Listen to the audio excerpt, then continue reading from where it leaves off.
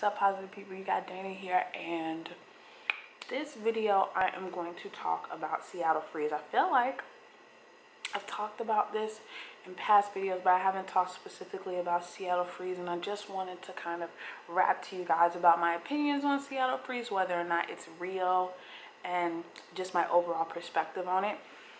I will tell you right now that Seattle is a friendly place. Washington is a fairly friendly place.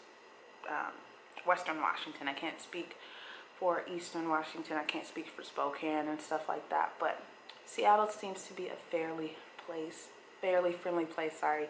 In my day-to-day dealings with people, I feel like most people, anyway, are super nice, super cordial.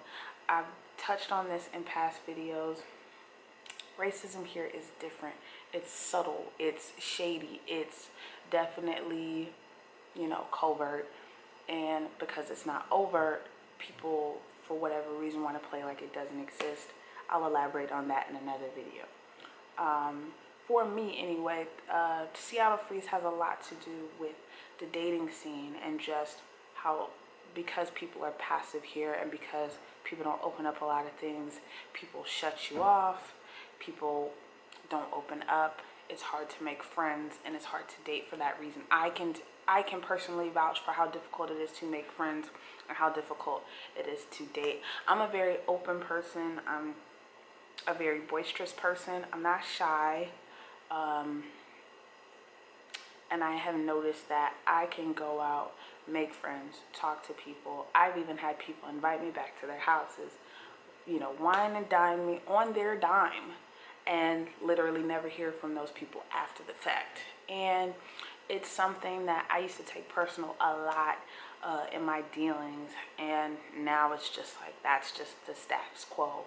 I think because the weather here isn't the most favorable, because everybody's on their devices, and because tech is so huge in this area, people lack social skills. People don't understand social norms and how to properly interact. And I feel like a lot of kids are just raised that way too. They're in the house all the time, they're on video games all the time, and those kids turn into adults that don't know how to properly socialize. And I think that that goes across the board for everybody. Me personally, because of my age and because I have a child, I'm not down in Capitol Hill at the clubs and stuff like that. And even still, the night scene here sucks. So it's like when Marley goes back home for the summer, I'm not going to be down there because it's just like, I'm not going to some overpriced club or bar that closes at 2 a.m. when I'm used to places closing at 4 and 6 a.m. My drinks being half of what they are here, and my interactions with people being easier because people back home just understand social cues better.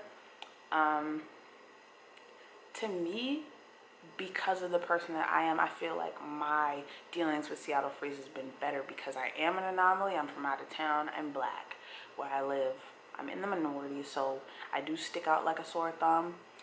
Oftentimes, however, because I'm black, because I am an anomaly, the conversation revolves around me being an anomaly and an outlier. So just in that, the conversations become awkward. So it's like you've got this Seattle Freeze thing going on one end, and then on the other hand you have people that are just completely and utterly socially awkward and don't know what to do about that, don't know how to deal with difference, are so used to being around people that are like them that they don't like, you know, it's not even a matter of tactfulness, they're just completely socially clueless.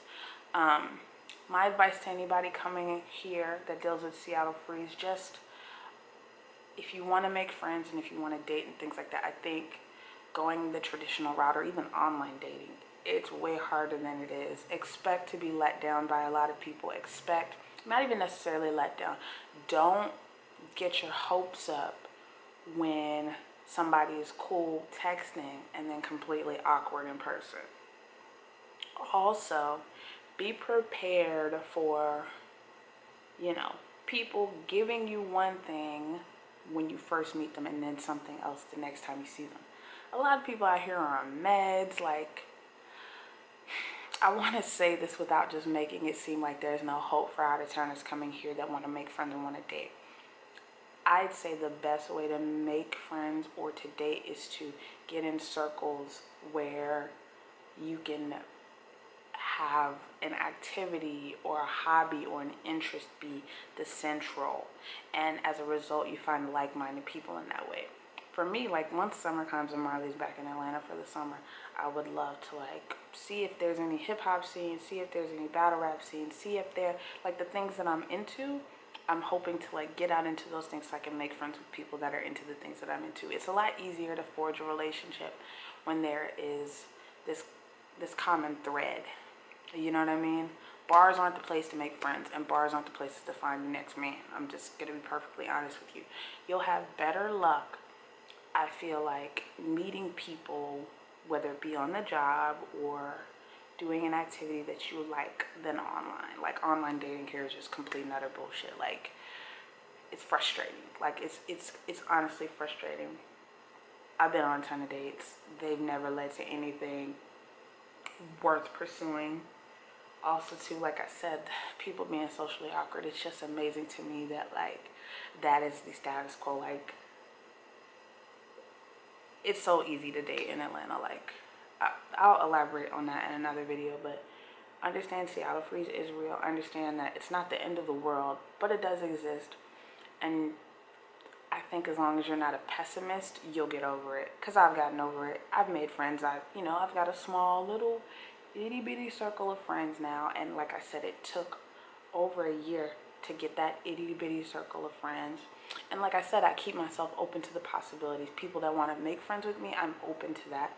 And as long as they're not people that are destructive, and as long as those are people that are on track as far as like having their shit together and wanting to be positive, I'm all open for it.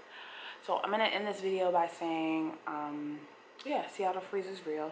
Dating is hard, making friends is hard, but if you're somebody who's hopeful, optimistic, open-minded, and just an overall socially inept person, you'll be fine. You know, patience is key, and at the end of the day, yeah, you're not gonna have a lot of friends, but once you do make friends, they'll be quality friends. So yeah, that's pretty much it for this video. I gotta catch up on House of Cards, so I'll see y'all next time. Peace, positive people.